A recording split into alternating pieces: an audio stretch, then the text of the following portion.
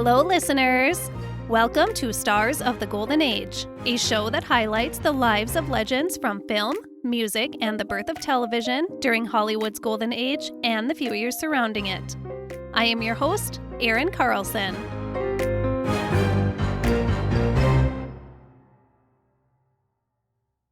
I want to say really quick that I have a new bonus episode that drops tomorrow, and the subject is Christmas movies. I discuss some of the most iconic Christmas movies from the Golden Age and share some fun facts about them and their stars. If you're interested in hearing that episode and all of the fun future bonus episodes I have planned, you can sign up for them at patreon.com/Stars of the Golden Age podcast. Or just go to Patreon and search the show. You get a couple of other perks by signing up on Patreon, but if you want just the bonus episodes only, you can also subscribe through Spotify or Apple Podcasts for them too. They'll show up on your regular feed and you'll have the option to subscribe and receive them each month. I have 2 bonus episodes available already, and they are about old Hollywood studio rules and early television sitcoms. So really fun content. And next month's bonus episode for January, the topic will be about the history of the famous Hollywood sign and Griffith Park in Hollywood. So some really great topics you don't want to miss. Head on over to Patreon to learn more or subscribe through Spotify or Apple Podcasts. Okay, on to our show. Today, we will be discussing one of my favorites, Bing Crosby. I've picked a couple of Golden Age stars for the last 2 weeks of the holiday season that remind me of Christmas. That when I hear their name, I instantly think Christmas. And Bing Crosby is one of them. He did, after all, give us the highest-selling single of all time, White Christmas. The song we hear countless times every Christmas season. As well as the Christmas films White Christmas, Holiday Inn, Going My Way, and The Bells of St. Mary's, as well as his television Christmas specials. He obviously did a ton more work than that, but I just think Christmas when I think of Bing Crosby. I will admit it, I've been a little nervous to cover Bing Crosby because I've heard that he wasn't the greatest man behind the scenes. And since I love his work, I've been avoiding it because I don't want that perfect image in my mind ruined. Because his public persona was just so chill and fun and cool, and I want him to have been that in real life. Well, I'm really happy I took the trip into his life, so I can maybe clear the air a little for others on those rumors of his poor behavior. Okay, here we go. Bing Crosby was born in Tacoma, Washington on May 3rd, 1903, to Harry and Kate Crosby. He was the 4th of 7 children for the couple. Yikes. Harry was a bookkeeper and Kate was, you guessed it, a wife and a mother. And she was a rather strict mother. She was strict, while Father Harry held the nickname of Happy Harry. Bing wasn't actually born Bing, of course. Harry and Kate named their little baby boy Harry Jr. But as a child, little Harry Jr. was obsessed with a comic strip called the Bingville Bugle, so his parents began calling him Bingo, which became shortened to Bing. The family moved from Tacoma to Spokane, Washington when Bing was 3 years old. Bing was a people person from the start. He had a bright and friendly personality, filled with a natural charisma and charm. He was loved by everyone who knew him, and he was the king of the neighborhood. The family was fairly poor, 7 children, so Bing began working young to help his family out, and to help himself out. He mowed lawns for neighbors, he shoveled snow, he delivered newspapers, all of the classic childhood jobs. When he was 14 years old, he got a job as a custodian at the Spokane Auditorium, and that would be the job that would pave the way for his entire future. Vaudeville performer Al Jolson was performing at the auditorium one day, and Bing Crosby knew at that moment that he wanted a life like that. He wanted to perform, and he wanted to become a star. and he was prepared to do whatever he had to make that happen. Bing wasn't an untalented young man who just saw fame and attention and wanted a piece of that pie. Entertaining wasn't completely foreign to him. He'd already performed for an audience a few times by this time, just little spur-of-the-moment gigs at a local parish hall. Bing Crosby loved to sing. He was always singing. Did you have any friends in high school who had it all? They could have all the fun and have amazing grades? Well, Bing Crosby was one of them. His friends were all so envious of his ability to mess around like crazy, barely study, but still get all of his assignments done at the last minute and ace all of his tests without studying a minute. I tried that, and it didn't work out too great for me. After he breezed through high school, Bing enrolled in Gonzaga University in Spokane. And it was at Gonzaga University that Bing Crosby was first able to really perform for an audience. And he loved it. He performed in college productions of Hamlet and Julius Caesar. Bing attended college for 2 or 3 years, but he wasn't really interested in seeing it through and earning a degree. He wouldn't need it for what his future held. In 1923, 20-year-old Bing Crosby joined up with a few other guys and formed a band called the Musicalators. Bing actually started as a drummer in the band, but the rest of the group heard him sing and knew that he had to be the voice of the band. The Musicalators were your typical local band. They had a few small gigs, things like high school dances. Eventually, though, they landed a guest spot on a local radio show. But by that time, the other members of the group had grown tired of the local band life and wanted to move on to, quote, real jobs. Well, all except 2 of the band members, Bing Crosby and Al Rinker. And then there were 2. Bing and Al continued to perform together as a duo, and soon they were regular performers at the local Clemmer Theater in Spokane. It was great to have a regular audience and a consistent paycheck, but the monotony of it all wasn't exciting enough for Bing Crosby and Al Rinker. They needed more than Spokane, Washington could ever give them. In the fall of 1925, the duo packed up some clothes and musical gear into a Ford Model T and headed south to Los Angeles. Now, today you can drive to LA from Spokane in 2 decent driving days in the car, but it took Bing and Al a bit longer in their old Model T. To make money for their journey, they picked up impromptu gigs along the way. They could afford a cheap hotel room a couple of the nights, but they mostly slept in the car. That is, until the car broke down. When that happened, they ditched the car and hitchhiked the rest of the way. Nothing was going to stop these 2 from getting to LA. Luckily, both Bing and Al had siblings who already lived in Los Angeles, so they had a place to crash once they arrived. They ended up staying with Al's sister Mildred, and she also got their feet in the door at the Silver Grill, where she was a regular singer. We already know that they want more than just performing the same gig over and over on the same stage, so they relied on this for a paycheck and nothing more while they explored their new land of entertainment for new opportunities, including, of course, visits to the movie studios. Bing and Al performed as a duo for a while they got acquainted with life in Hollywood. And then they picked up a third man, Harry Barris, and became the Rhythm Boys under talent organizer Paul Whiteman. Things got really exciting when the Rhythm Boys appeared on screen in the 1930 film The King of Jazz. The group was a hit with their unique jazzy poppy sound. Things were falling into place very nicely for them.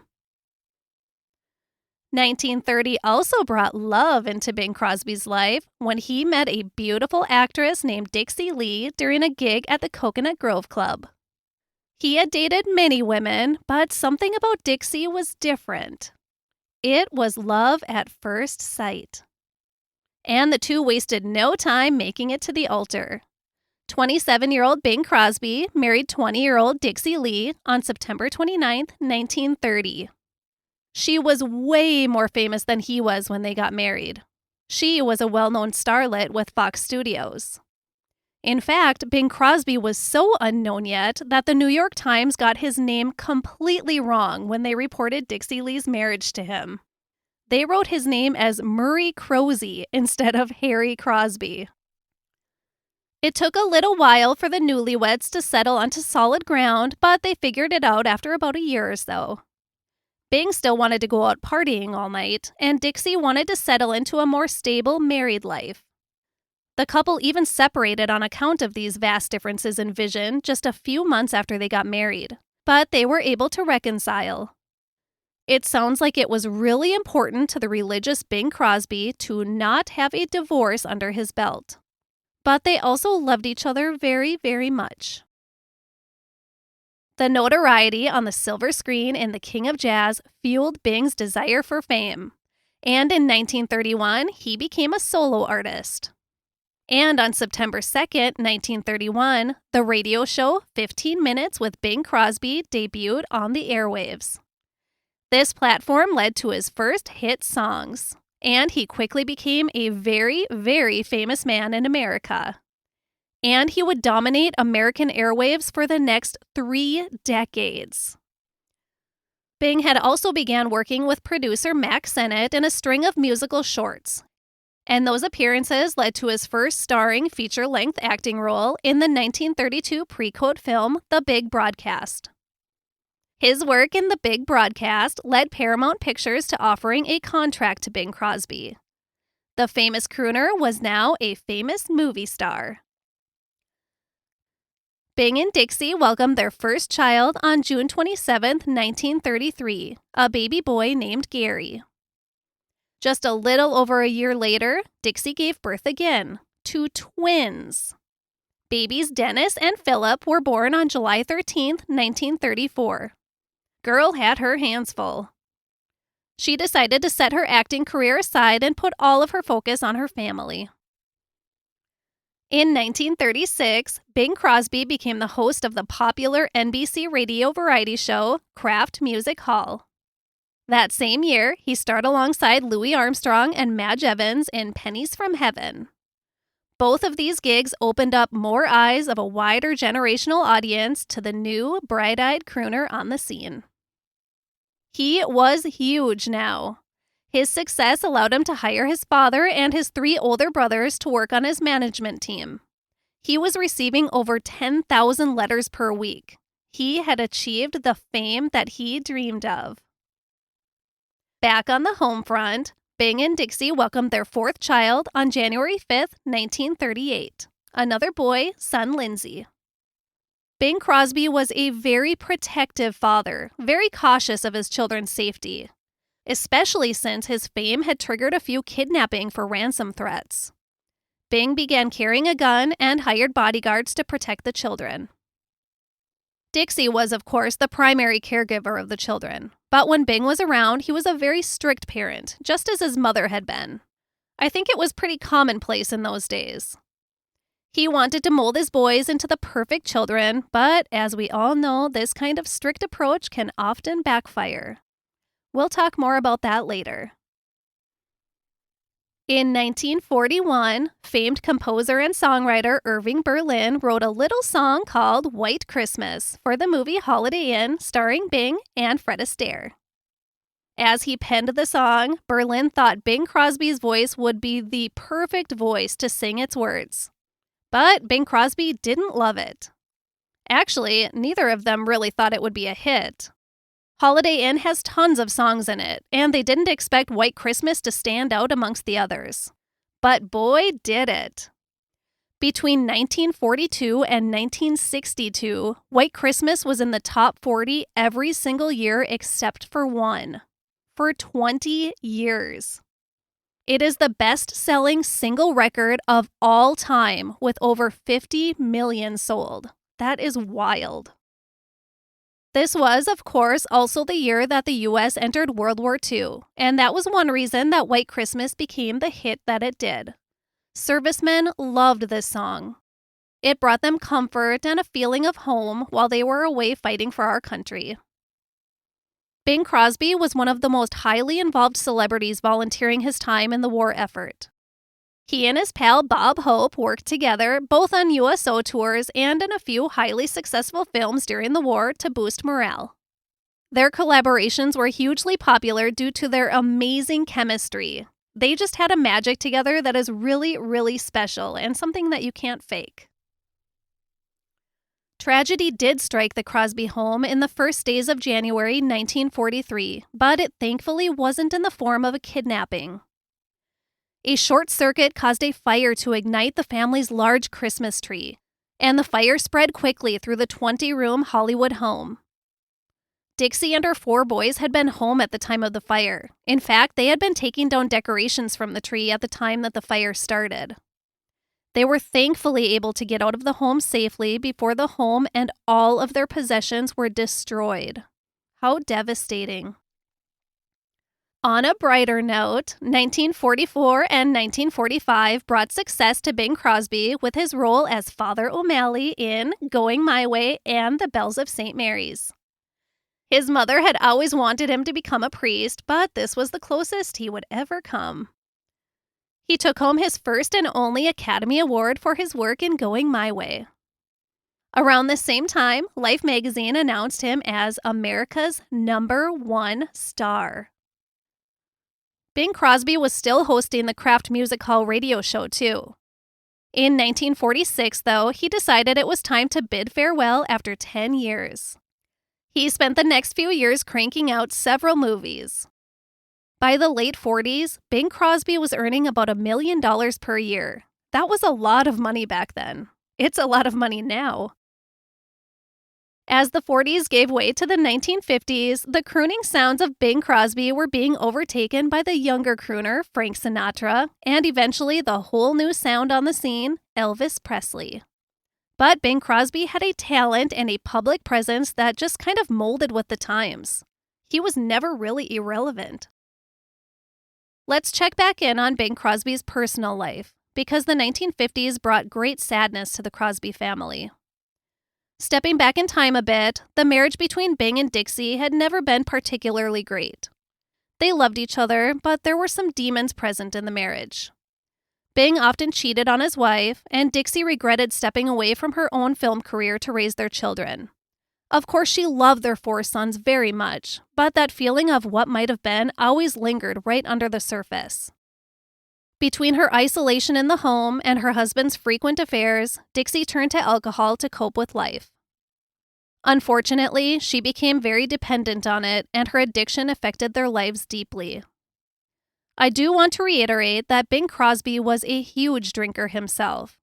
He was known to get so drunk he couldn't sing his lyrics or stand up straight on stage.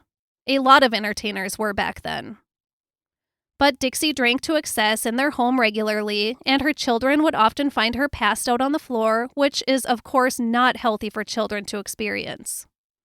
Basically, what I gathered is that Bing could handle his booze, and Dixie didn't really handle it quite as well. Bing loved Dixie, and he didn't want his kids to be affected by the addiction of their primary parent, so he tried to get her help, but the addiction was too strong. Bing and Dixie had taken steps toward divorce a couple of times throughout the years, but they always reconciled. I think they truly loved each other and wanted to keep their family intact, but it takes a lot of work when you're talking about affairs and alcoholism. They did remain together through it all, but Dixie became sick in 1951. She had ovarian cancer. And in true 1950s style, the doctor only told the man of the house of her condition. Bing knew of his wife's cancer diagnosis long before she did. Oh, that would piss me off. 42-year-old Dixie Lee Crosby died on November 4th, 1952. Dixie and Bing had been married for 22 years. Bing and Dixie's son Gary later described his mother as kind, warm, and very shy. He said she was a wonderful woman. Although their marriage wasn't perfect, Bing Crosby loved his wife dearly and was deeply saddened by her death. And now, without their mother, the 4 boys struggled pretty badly. They were 14, 18, and 19 at the time of their mother's death. Bing's mother, Kate, 80 years old at the time, came to live with Bing and the boys through their grief. But that grief led to some pretty difficult struggles for the boys, like substance abuse, arrests, fights, and just uncontrollable behavior. Bing was at a loss of what to do about it. He had tried to mold his children into perfection, and it had backfired greatly. And then the world received the gift of the movie White Christmas in 1954. So next time you watch that film, now you know what was going on in Bing Crosby's private life while he filmed it. Within about a year of the loss of Dixie, Bing Crosby was ready to dip his toes back into the dating pool. During the filming of 1954's The Country Girl, he had a steamy affair with his younger co-star Grace Kelly, who was half his age. She had a little thing for older men, and Bing was all too happy to let her indulge. He really liked her and even allegedly proposed to her. But she declined, and the relationship ended as quickly as it began. He dated a little more seriously the next woman in his life, a young actress named Kathryn Grant. The age difference between Bing and Kathryn was even greater than between he and Grace Kelly. Kathryn was a whopping 30 years younger than her boyfriend. In fact, Kathryn was younger than Bing's oldest son. All of that didn't matter to them, I guess, because 24-year-old Kathryn Grant married 54-year-old Bing Crosby in October of 1957. And with a new wife came new children. Bing and Kathryn welcomed children Harry in August of 1958, Mary in September of 1959, and Nathaniel in October of 1961. Man, they cranked out kids fast back then. Bing's 4 sons with Dixie were all grown now by the time he and his second wife Kathy had their children together. Son Gary recalled seeing his father as a much better father with his young half-siblings than he had been with himself and his 3 brothers. He was equal parts pleased and jealous. He thought maybe if their father could have been a little kinder to them, maybe they wouldn't have all ended up having difficulties in their later lives. Around the time their father remarried and began his new life, Gary, Dennis, Philip, and Lindsay started a band called the Crosby Boys. The group was actually pretty successful at first, but the men could not get along well enough to remain successful. It sounds like there were a lot of drunken fights and they just couldn't keep it together. They all sadly really suffered with their various struggles and addictions. Bing, however, was doing great. He got to personally meet the Pope in 1960, a huge honor for him as a devout Catholic. He recorded a ton of new songs in the early 60s. He was still a hit at the box office. He was tight with President John F. Kennedy. And he received the Grammy Lifetime Achievement Award in 1962. Bing Crosby was still flying high through the 1960s. When Bing was 70 years old in 1973, he had to have half of one of his lungs removed when he developed a large tumor as a result of a severe fungal infection. He recovered well, but this experience definitely signaled a decline in his health. By 1975, Bing only had 2 out of 6 siblings still alive. He began to see how sacred time really is.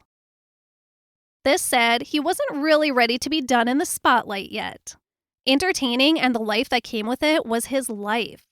He and his family, wife Kathy and their children, appeared on a wholesome Christmas special in 1974. And then the following year, he organized a traveling live act called Bing Crosby and Friends. He performed pretty consistently through the 1970s. When he wasn't performing, Bing Crosby preferred a very private life. He and Kathryn, or he and Dixie later in their marriage for that matter, didn't entertain much and preferred a quiet life behind the scenes. Bing's butler, Alan Fisher, said, quote, "I was aware I was living with a legend and with someone who was larger than life. But yet, being in the privacy of his own home and living with him daily, I knew what a totally, utterly simple human being that he was." End quote. In the fall of 1977, 74-year-old Bing decided he needed a little break. So he flew to Spain to play golf with friends and to get some rest and relaxation. After a round of golf in Madrid on October 14, 1977, while Bing and his golf buddies were walking to the clubhouse for a post-game drink, Bing Crosby stopped in his tracks and collapsed to the ground. One minute, Bing Crosby was vibrant and alive. The next, he was dead. He had suffered a massive heart attack. He died the biggest selling recording artist of all time. Bigger than Sinatra, bigger than Elvis, bigger than the Beatles. Just think about that. Some of you may have seen the duet of Bing Crosby and David Bowie singing a unique version of Little Drummer Boy that floats around the internet every holiday season. Well, that was part of a television Christmas special called Bing Crosby's Merry Old Christmas. The special was filmed right before Bing set off for his fateful trip to Spain. So the world eerily enjoyed new entertainment from Bing Crosby shortly after his death during that Christmas season. David Bowie later said he did not want to sing Little Drummer Boy on TV, but his mother was a huge Bing Crosby fan, so he did it for her. Bing Crosby's daughter Mary said it was very painful to hear her father's voice singing White Christmas every holiday season for the first 5 years after his passing. Just imagine all the places you go where you hear Christmas music playing. Pretty much everywhere you go during the Christmas season has holiday music playing. And chances are, Bing Crosby's White Christmas is mixed into that playlist. But after that initial 5 years, Mary said it became a comfort and a joy to hear her father. She was incredibly proud to be the daughter of Bing Crosby. As for Bing's son from his first marriage with Dixie, his first family, I think it's safe to say, because there was such a clear divide between his old life and his new life. They all suffered greatly after the loss of their father. First of all, they sadly learned of their father's death on the news. Catherine, shocked at the news herself, hadn't called them when she first learned of the news of his death. That had to be absolutely horrible for them to find out that way. But the difficulties continued for them. Bing Crosby had hoped his elder sons would straighten out their lives and become more responsible adults.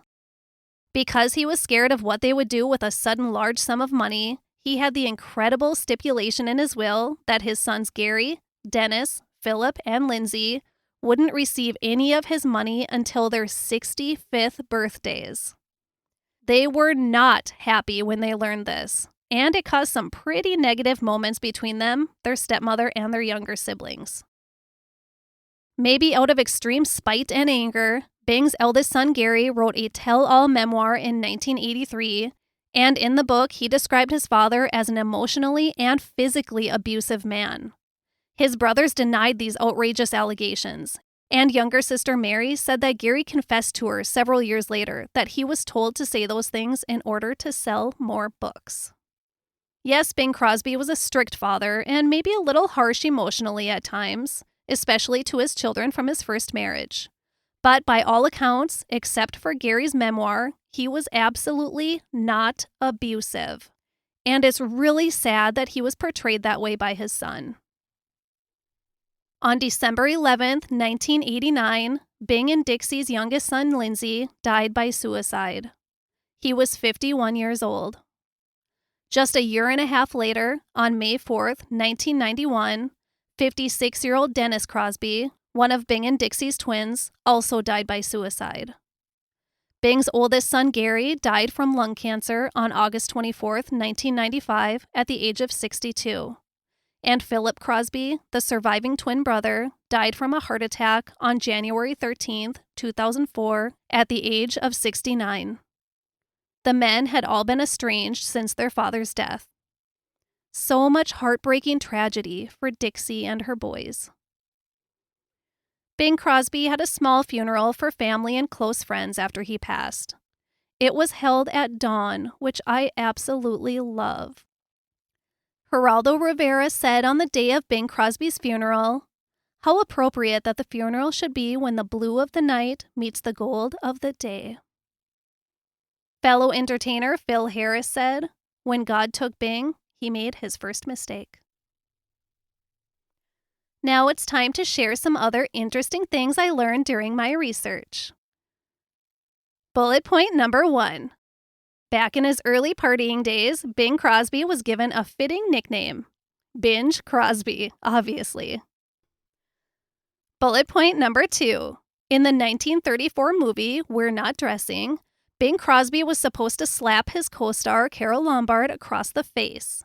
He didn't feel comfortable doing it, and Carole Lombard absolutely didn't feel comfortable with it. But they did it for the film. But when Bing administered that slap across Carole's face, something from deep within her was triggered, and she snapped. Bing recalled, quote, "When I slapped her, she went wild and knocked me down. I didn't want to hit her back, but she kicked me in the belly, knocked off my toupee, wrecked my makeup, and tore my clothes. They finally pulled her off me, and she was hysterical and was crying and all broke up. Then she told us that ever since she was a child, she couldn't stand anybody slapping her face. It just drove her mad," end quote. Yikes, now I can't wait to research Carole Lombard. Despite this incident, Bing and Carole got along very well. Bullet point number 3. Bing Crosby left $50,000 to his high school in his will. Oh, that was so nice. Bullet point number 4. Bing Crosby was an avid hunter and fisherman. He also loved golf and organized the annual Bing Crosby tournament, and he owned a baseball team, the Pittsburgh Pirates. Bullet point number 5. I don't like this part one bit as a lifelong animal rights advocate, but Bing Crosby was really big into horse racing. In 1935, he acquired his own racehorse named Zombie, and he partnered up with a man named Lindsay Howard, and the two established a horse breeding farm called Bingland Stables.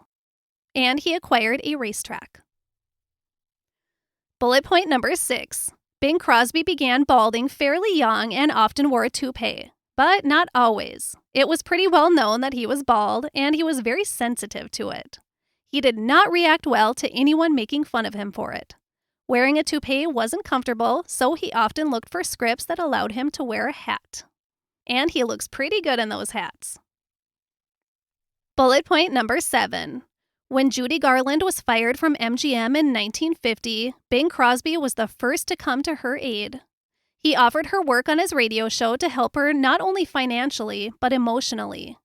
Her dismissal from MGM had had a hugely negative effect on her, and Bing Crosby saved her. He did the same thing for his White Christmas co-star and friend, Rosemary Clooney, after she had a highly publicized mental health crisis in the late 60s. He was a nice friend. Bullet point number 8. Crosby owned a ton of stock in Minute Maid orange juice in the 70s, so he and his second family did television commercials for the company. Bullet point number 9. Bing Crosby received a whopping 23 gold records, and both singles White Christmas and Silent Night went platinum. In conclusion, Bing Crosby was one of the most popular and versatile entertainers of the 20th century. His entertainment spanned over 5 decades, gracing the stage, radio airwaves, movie houses, and television screens. His voice was unique, soulful, soothing, and unmatchable. He had a way about him on screen that just made you wish you could hang out with him. And oh, those eyes. Bing Crosby may not have been the most present or warm father to his 4 sons with wife Dixie. But I want to stress again, he, by all accounts, was not abusive. And he learned from his mistakes and did something about it when it was time to raise his younger children. He wanted to do better, and he did.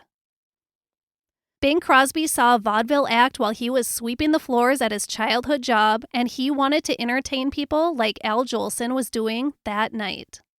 Little did he know, but he was going to become one of the most famous men in the world and leave a gigantic legacy behind. You just don't see entertainers like that anymore.